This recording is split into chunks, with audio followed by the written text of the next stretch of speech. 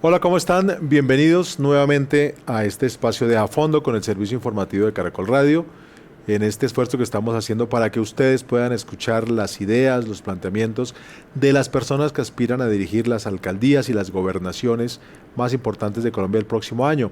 Acuérdense todos que tenemos elecciones este año en octubre, el día 29.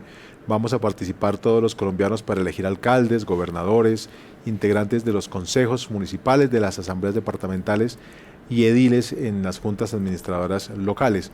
En el caso de Bogotá, una novedad para este año, es posible que haya, si se cumplen condiciones, una segunda vuelta entre los candidatos más votados.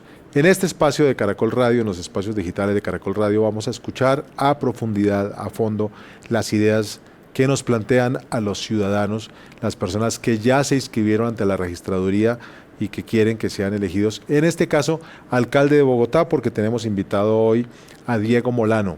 Diego, bienvenido, muchas gracias por estar aquí en A Fondo con Caracol Radio. Alfonso, muy contento y muy honrado de estar acá, muchas gracias. Queremos hablar de la campaña. Hace pocos días se cerró el tiempo de inscripción, usted ya es oficialmente un candidato independiente avalado por algún partido político. No, cuéntenos esa condición suya. Alfonso, recorrimos la ciudad durante más de 3 meses y recogimos 117.507 firmas que nos dieron la confianza para inscribirnos como candidato a la alcaldía de este movimiento que busca reconstruir la confianza en Bogotá, que busca que en Bogotá reconstruyamos la seguridad porque es una ciudad tomada por el miedo, que reconstruyamos la movilidad y la calidad de vida de todos los bogotanos, y también presentamos un coaval del Movimiento de Salvación Nacional, todo con el fin de que vamos a unir a más bogotanos con el fin de terminar este caos en que está la ciudad y reconstruir el futuro de la ciudad. Para acabar de entender ese dato que es de mecánica política, electoral, legal además, ¿por qué es importante tener en su caso un coaval? O sea, usted bien podría ser candidato por firmas, pero si las firmas por alguna razón no resultaran válidas, como alguna vez ocurre, ¿el coaval le sirve para que continúe en carrera?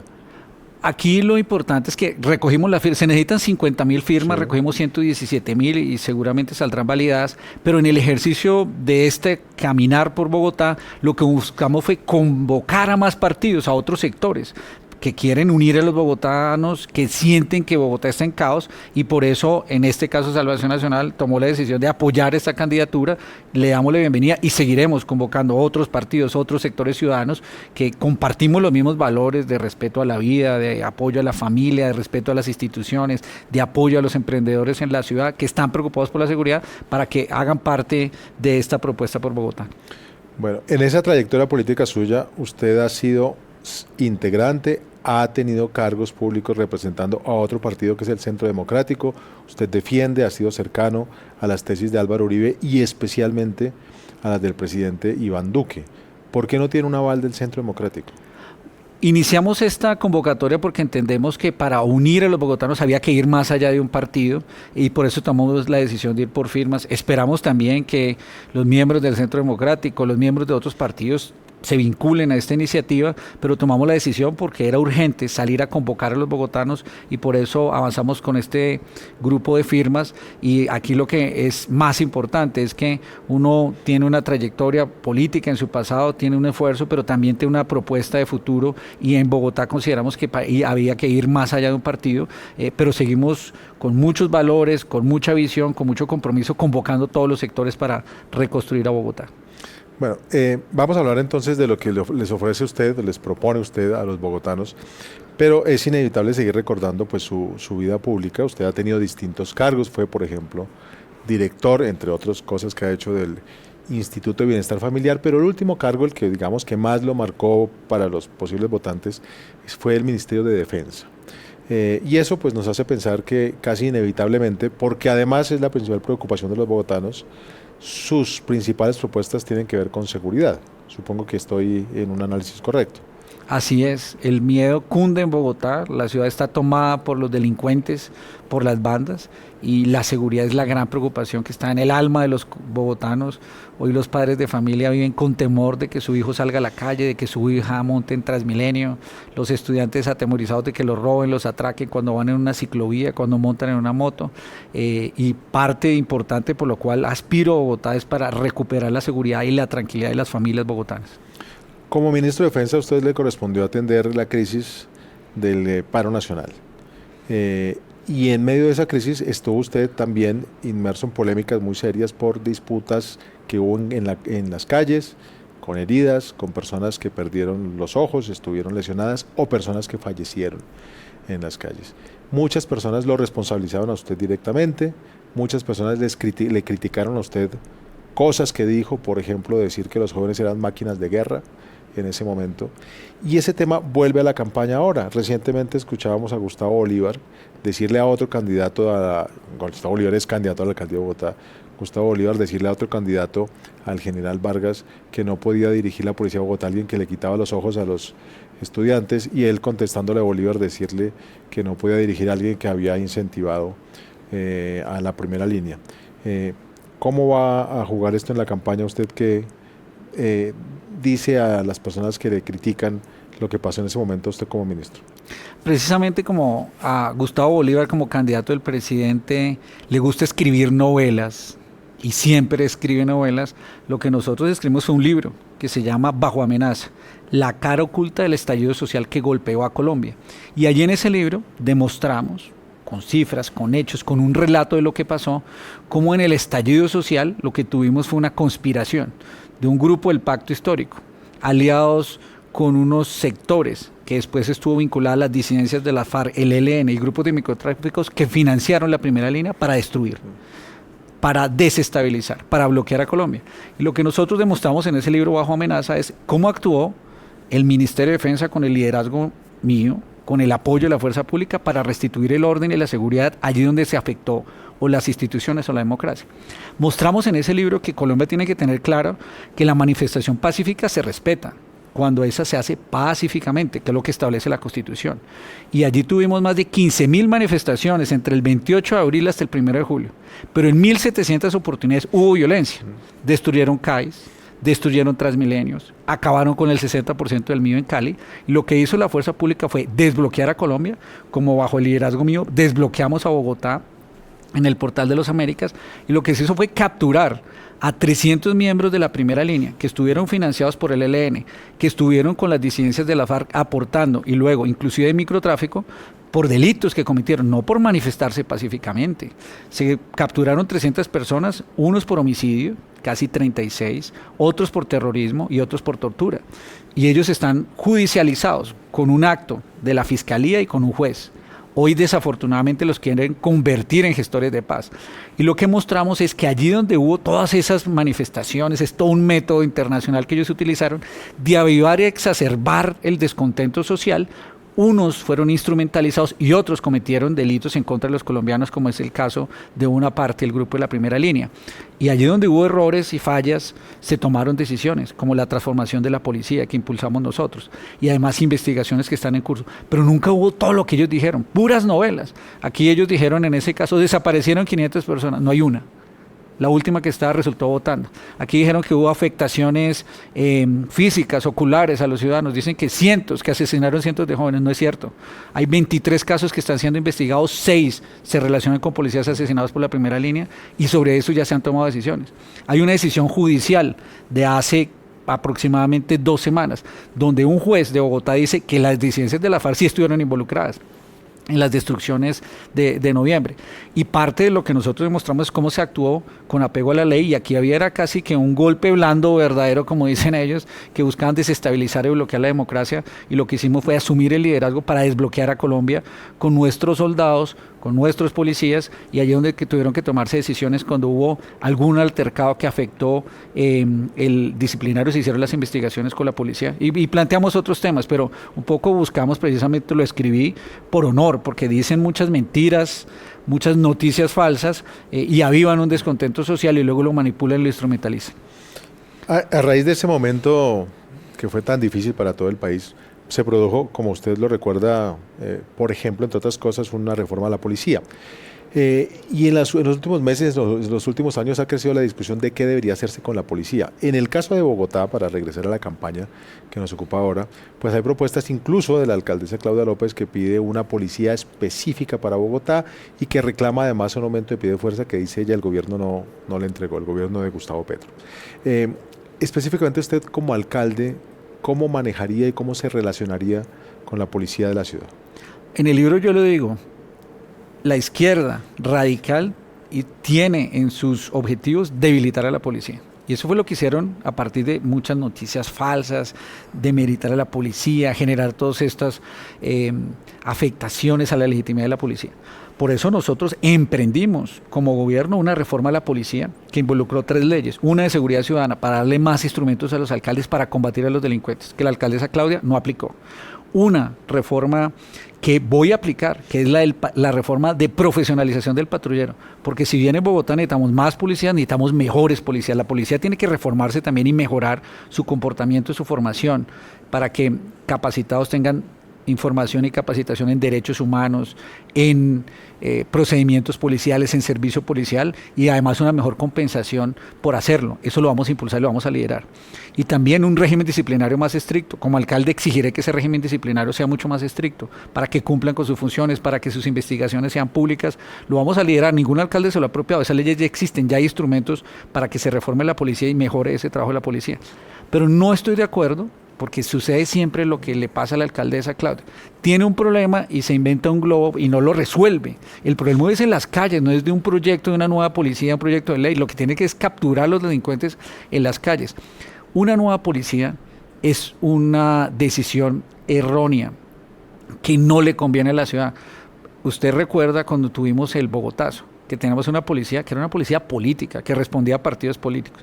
Yo en cambio voy a fortalecer a la policía con 5.000 hombres que incorporaremos en la Policía Nacional, pero asignados a la Policía Metropolitana, pagados por nosotros, por el distrito, que tendrán miembros de las reservas de las fuerzas militares y policía, jóvenes incorporados en Bogotá, que entrenaremos aquí en Bogotá para cuidar Transmilenios, buses azules y rojos, cuidar los parques y los colegios y todos los temas cibernéticos y de vigilancia que tiene que tener la ciudad.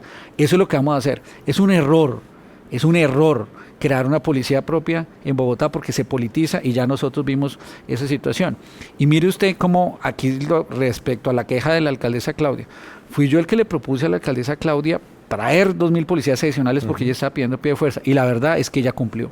Pagó esos policías, nosotros se los entrenamos, se los preparamos y se los asignamos con un convenio que tenía directamente la policía con el distrito. Los 1.500 policías que le quitaron a la alcaldesa fue este gobierno, el gobierno Petro, que se los quitó y ella tiene razón en ese reclamo. A Bogotá tienen que devolverle a esos policías porque la ciudad pagó por esos policías.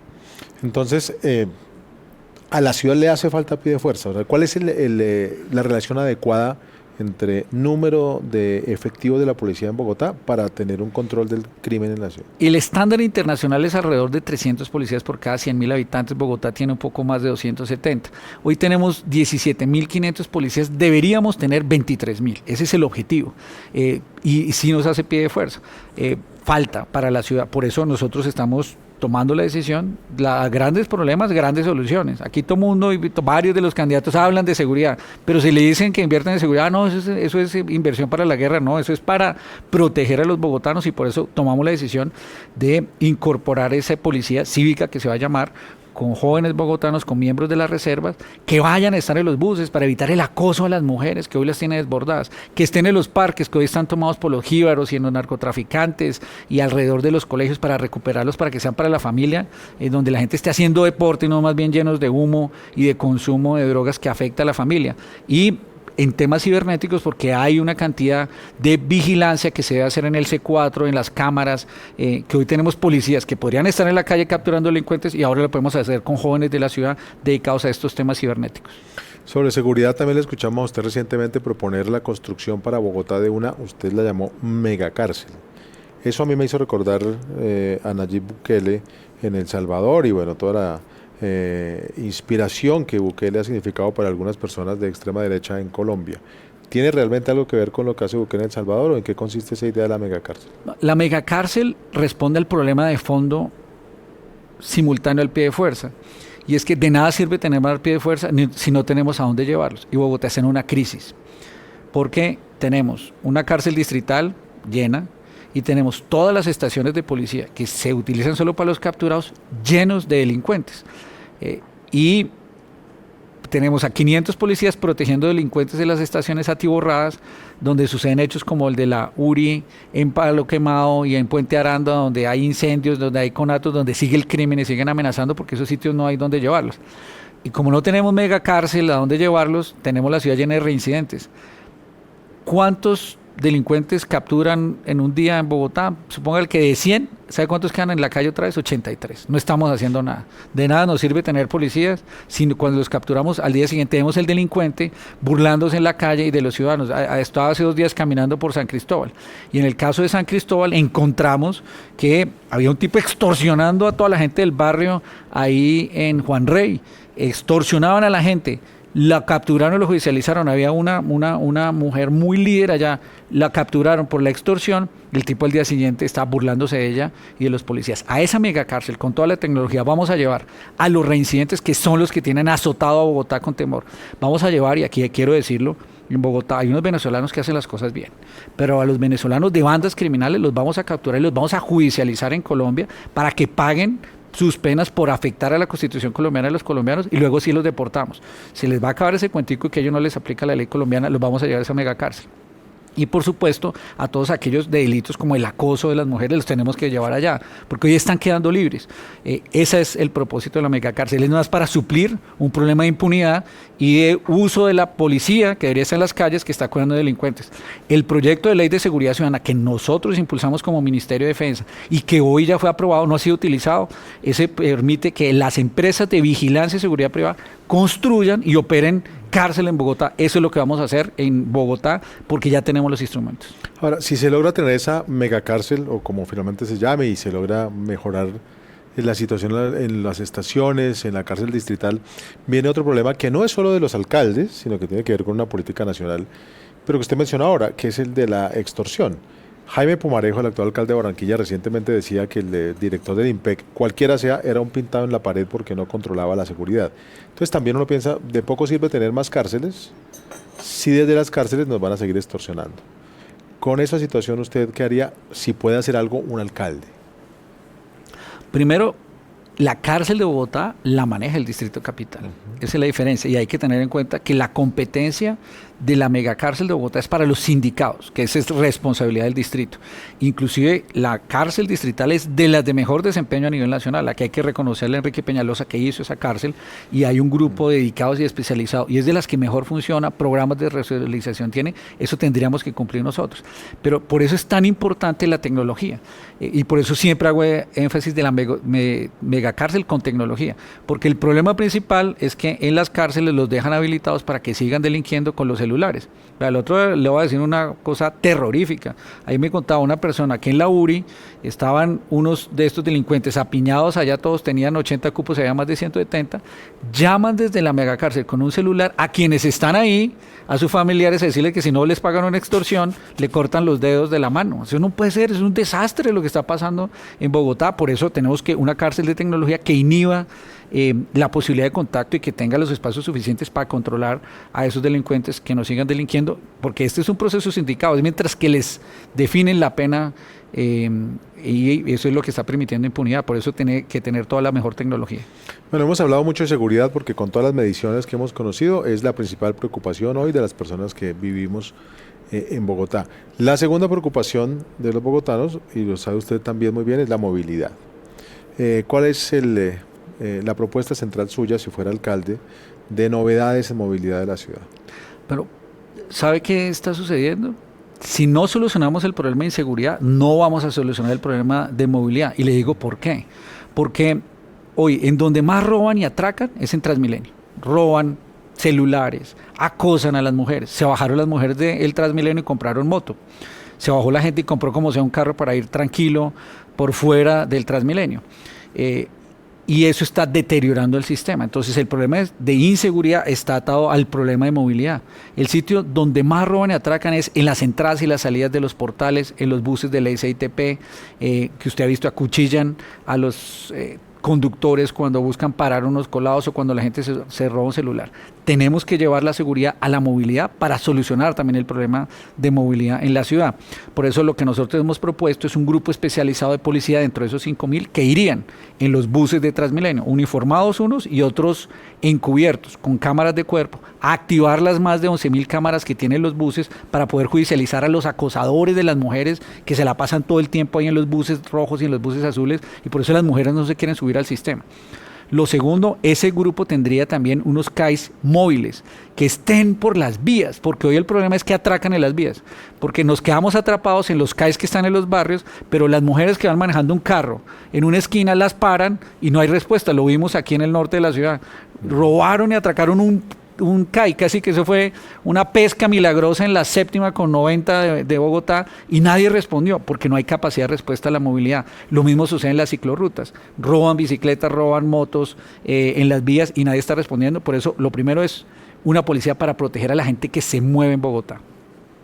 En movilidad lo segundo es acabar ese falso dilema que si Metro, Transmilenio. Aquí todos los candidatos hoy vienen a criticar Transmilenio, que Transmilenio no sirve, etcétera, pero no hicieron nada por Transmilenio en los últimos años. Lo que nosotros hemos dicho es que se necesita un sistema multimodal que tenga metro, que tenga Transmilenio, que tenga Metrocables, y que con una sola tarjeta usted se pueda montar en un Metrocable en Ciudad Bolívar, se baja en el Tunal, coge el bus de Transmilenio, se baja en la 72 con Caracas, y en el futuro va a poder coger el metro para ir a Suba, Engativá en la segunda línea. Se tiene que acabar ese falso dilema, y eso implica hacer el metro de Bogotá, pero ya necesitamos ese metro. Antes de hacer el metro, como usted plantea una cosa interesante, que no hay un dilema entre metro y Transmilenio. Hoy Transmilenio ya, pues los que habitamos Bogotá conocemos cómo está la red, y se están construyendo otras troncales por la 68 y por la avenida Ciudad de Cali y la Caracas al sur. Bueno, ¿ese sería el tamaño que usted consideraría Transmilenio? ¿Trazaría nuevas troncales o quería con Transmilenio? Es que ahí es. Para mí es el falso dilema. Bogotá necesita un sistema multimodal donde su eje central sean las líneas de metro, la 1, la 2 y la 3. La 1 la tenemos que terminar. Como está diseñado, y es que ahí es donde están las falacias de la izquierda y de los enemigos de Transmilenio. Es que el Transmilenio de la 68, el de la ciudad de Cali y el de la extensión al norte de la Caracas fueron contratados simultáneamente con la línea metro, como líneas alimentadoras del metro. Entonces hay que terminarlas. Esos candidatos que estén diciendo, no quiero el metro, no, Transmilenio no va a construir, pura carreta, puro cuento, porque toca terminar esas líneas. Esas toca terminarlas. Hoy hay en construcción y contratado el Transmilenio por la 13, con 6 carriles al lado y lado. Entonces nosotros vamos a dedicar a acabar esas obras de Transmilenio, y particularmente prioridad en el metro línea 1 y contratar la línea 2. Porque ¿sabe qué es lo más importante en esto, Alfonso? Y es que en Bogotá no podemos seguir con este cuentico de que las obras se contratan y no se terminan a tiempo. Hoy hay 59 billones de pesos en contratos de obra en Bogotá. Yo como alcalde me voy a dedicar a ejecutarlos, dejar tanta promesa, dejar tantos proyectos. No, terminemos la obra de Metro Bogotá. Eso tiene que ser ya. Ejecutémosla 24 horas al día. No permitamos ese petrochantaje del presidente que quiere soterrar esa obra. Es que es una obra ya contratada. Así que con usted el metro sigue tal cual como está, elevado, con viaducto hasta la 72. Es que conmigo vamos a terminar el metro de Bogotá. Yo no prometo la obra, lo voy a poner a rodar. Es que en Bogotá llevamos 83 años. Yo fui como concejal ponente de la creación de la empresa de metro que está en ejecución. Dígame usted qué le vamos a decir, Alfonso, a los ciudadanos en Bosa, al pie del Portal de las Américas, de Bosa Porvenir, de Bosa La Libertad, que hoy están esperando el metro. Ellos quieren este metro, no es un capricho, lo quieren y lo necesitan.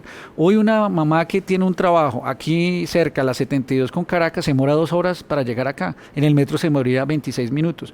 Cuando terminemos ese metro de la línea 1 y las troncales de la 68 de la ciudad de Cali, de las Américas y las troncales, de la calle, en este caso de las Américas y de la Caracas al sur, cuando terminemos ese sistema en 4 años, uno tendría máximo 1 kilómetro de distancia a una estación de metro Transmilenio y volvemos a conectar la ciudad. Eso es una ventaja. Pero ¿cómo vamos a parar un metro que ya tiene el 89% de las obras contratadas, que ya tiene de los predios 19% y 20% de ejecución financiera, que ya comenzaron a hacer el viaducto elevado y los lotes están comprados. Usted lo ve aquí en la Caracas. Vamos a dejar esos lotes vacíos para que se llenen de seguridad de ladrones, de bandas, de atracadores y quitándole la inseguridad a los barrios. Vamos a hacer el metro. Y por el contrario, lo que tenemos que hacer es que el metro, es que en eso deberíamos estar. El metro tiene que ser la obra que nos enorgullezca a todos. Es una obra de más de 30 billones de pesos. 17.000 empleos generan. Deberíamos estar pensando es cómo hacemos para que el metro vincule a los ferreteros, a la pequeña y mediana empresa en el desarrollo. Cómo hacemos para crear una cultura metro, educar a los estudiantes de todos los colegios públicos en Bosa, en Kennedy, sobre el Teusaquillo, de cómo respetamos las filas, cómo damos seguridad en ese metro para que haya cultura ciudadana. Las obras son para transformar la ciudad. Hoy la discusión es que es elevado subterráneo. Por eso no prometemos el metro, lo vamos a poner a rodar, porque además el metro ni es de Petro ni es de Peñalosa, es de los bogotanos, nos lo merecemos y se lo vamos a entregar a los bogotanos. Además de la concreción del metro, del desarrollo de lo que hay de Transmilenio, ¿qué otros asuntos, cambios, novedades de movilidad traería usted como alcalde? En pico y placa, en posibles cobros por congestión, en días sin cargo, en todo lo demás que afecta a la movilidad de los bogotanos. La movilidad es un problema que afecta el diario vivir de los bogotanos y el pico y placa agotó su modelo. No podemos seguir con un pico y placa que se diseñó como máxima política de movilidad hace 20 años, dizque porque se iban a hacer unas obras y no se hicieron las obras y los bogotanos nos quedamos atrapados y hoy no hay libertad. Usted ya no puede utilizar su carro si lo compra, una gente le cambia las reglas de juego cada año, que si un número 1, que si el número 2, que si es todo el día, que si es por la noche, y lo que nosotros vamos a hacer es garantizar que el pico y placa se modifique utilizando más tecnología y con unos coordinaciones para saber cuáles son las vías más congestionadas y utilizando una concertación grande en Bogotá. En la pandemia todos tuvimos la posibilidad de definir quiénes entraban a trabajar, qué sectores y qué no. Si hacemos una coordinación con todos los sectores y utilizando tecnología y en la reducción de la jornada laboral vamos a poder organizar mejor la distribución del tráfico de la ciudad, de un gran pacto de movilidad para utilizar y terminar el pico y placa como viene funcionando hasta ahora. Lo segundo, hemos identificado 28 proyectos que descongestionarían la ciudad. Son proyectos chiquitos y pequeños. Mire lo que tenemos en Bogotá. Tenemos la vía expresa más importante, es la NQS, que va desde la autopista al borde de la ciudad hasta el otro lado de la ciudad. Y en la 45 con 31 cruce a la izquierda de un Transmilenio. Eso no puede ser. O sea, para la única vía expresa que tenemos en la ciudad. 28 horas hemos identificado de hacerla rápido. Con unos gerentes de vía, con toda la tecnología también en la 13, en la Caracas, en la Boyacá, que tienen grúas, drones, tecnología para garantizar que fluya la ciudad. Hoy la movilidad también es de tecnología y de gestión. Y tenemos que hacer costos asequibles para los ciudadanos. Transmilenio está muy caro. Y por eso inclusive hay una parte de los colados, nosotros vamos a presentar Transmilenio gratis el fin de semana para premiar a los que lo hacen bien. Todo aquel que ¿Cómo se financia eso? Es que hoy perdemos 11.000 millones de pesos por los colados diarios. En cambio, si usted lo que hace es un incentivo positivo para que lo que hacen bien, usted dice, si usted utiliza el Transmilenio todos los días bien durante la semana, acumula puntos y el fin de semana se lo damos gratis. Incentivamos el uso de Transmilenio el fin de semana, garantizamos que la gente no se cuele para acumular puntos y entonces tenemos cómo financiarlo. Además, usted puede, lo otro que proponemos es la de viajes ilimitados. Usted hoy el subsidio de transporte que le paga a un empleador, a un bogotano son 140.000 pesos. Pues bueno, el que pague los 140.000 pesos le vamos a dar viajes ilimitados. Aquí tenemos que hacer que vuelvan a utilizar el transporte público porque la gente se bajó, primero por inseguridad y segundo porque no le está alcanzando. Bueno, y el tercer tema en estas preocupaciones de los bogotanos, después de la seguridad, después de la movilidad, es el de la generación, creación y sobre todo conservación de empleo. Planes que usted tenga para ese aspecto. La calidad de vida es el otro frente de trabajo que tenemos en nuestra propuesta de Reconstruyamos Bogotá con más seguridad. Y por supuesto, una de las afectaciones que tiene Bogotá de inseguridad es la falta de empleo, especialmente para los jóvenes, porque como no hay empleo para los jóvenes, estas bandas, estos criminales aprovechan para reclutarlos, para llevarlos al microtráfico, para meterlos en los negocios en los barrios. La visión nuestra tiene que ser en cómo hacemos una ciudad más productiva y generadora de empleo. Durante 500 años, vamos a cumplir 500 años de fundación de Bogotá, hemos visto los cerros orientales. Lo que nosotros queremos es la Bogotá del futuro, será con un gran corazón en el río Bogotá. Corazón de la sabana lo vamos a llamar al río Bogotá. Y lo que vamos a incentivar es la generación de empleo en el borde occidental de la ciudad. En Bosa, en Kennedy, en Suba, en Engativá, en Fontibón, que es donde hoy no hay trabajo y los que consiguen trabajo tienen que viajar todos los días al centro de la ciudad. Allá vamos a sacar un incentivo de descuento del ICA, de impuestos. Empresario que genere empleo para jóvenes o para mayores de 45, en esas localidades le vamos a dar un incentivo de descuento del ICA por 2, 3 o 5 años, dependiendo del número de empleos, en ciertos sectores.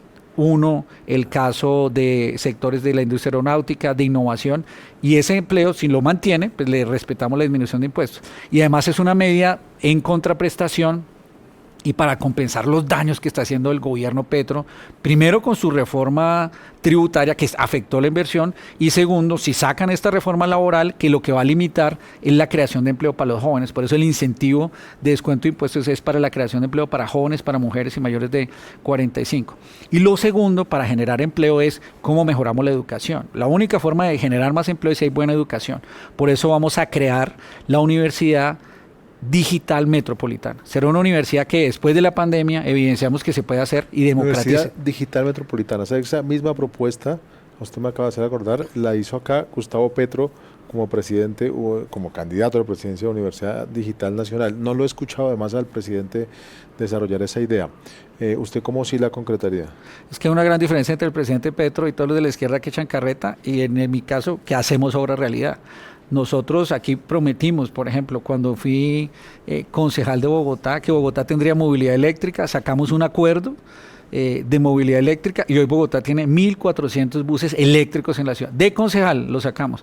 Prometí cuando estaba en el ICF que íbamos a hacer un programa de primera infancia para llevar 1.100.000 niños a la primera infancia, y lo logramos en todo el país. El presidente Petro prometió 1.000 jardines en Bogotá y nunca hizo ni un jardín. Esa es la gran diferencia entre el presidente Petro y la izquierda con su candidato y lo que nosotros hacemos. Nosotros no echamos carreta, hacemos por la ciudad y ya lo hemos venido haciendo. La universidad digital, después de la pandemia nos dimos cuenta que la universidad digital y la educación digital es posible.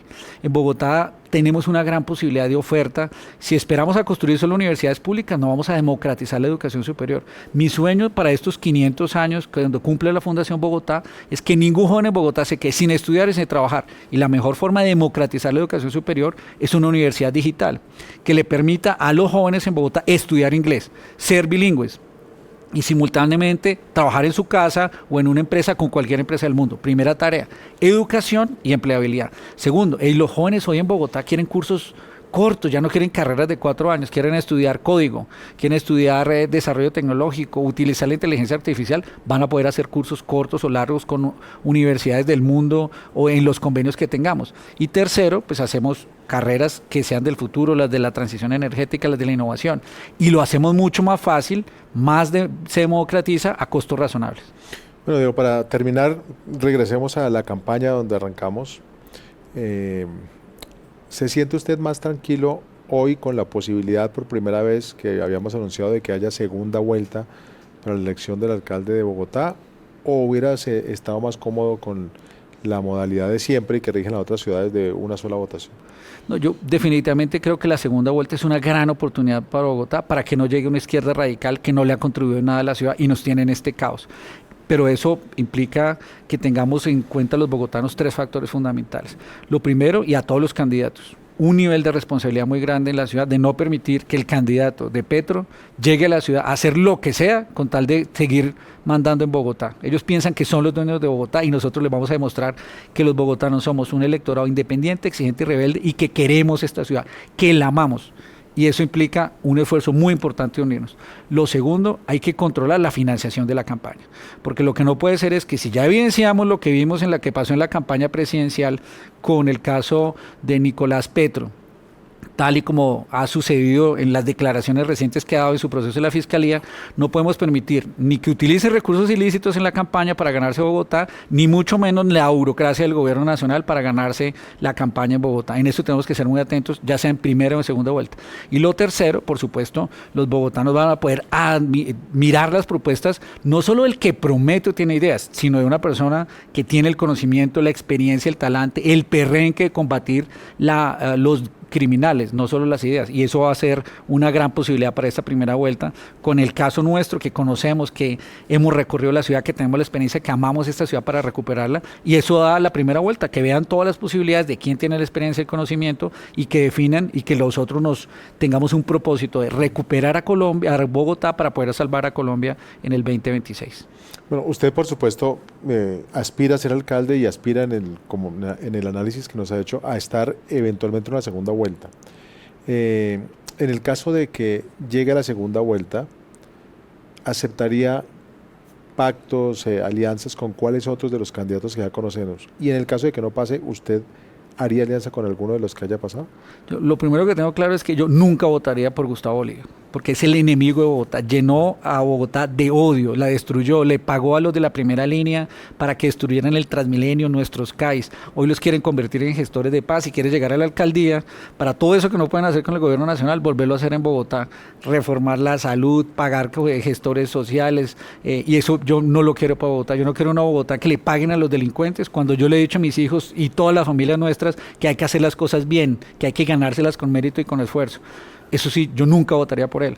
Y por supuesto yo espero ganar la primera vuelta y convocar a todos aquellos que compartimos los valores, los que privilegiamos la vida, los que apoyamos la familia, los que respetamos las instituciones, los que respetamos y exigimos a la policía, precisamente para que no aquellos que le dicen cerdos a los policías, como Gustavo Bolívar, ahora pretendan dirigirla. No, aquí vamos a respetar, apoyar a nuestra fuerza pública, con toda la exigencia, si alguno de ellos llega a manchar el honor del uniforme.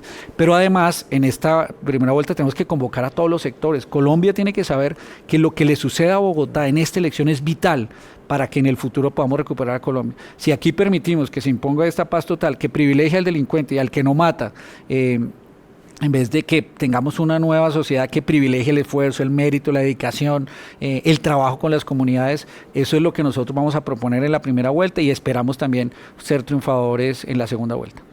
Es Diego Molano, candidato independiente con un coaval del Movimiento de Salvación Nacional y que busca la alcaldía de Bogotá. Muchas gracias, Diego, por haber estado aquí a fondo con el servicio informativo de Caracol Radio. Alfonso, muchas gracias y un saludo especial a todas las familias que nos oyen. Los invito a la página www.diegomolanoaponte.com, donde está el programa de cómo vamos a reconstruir a Bogotá.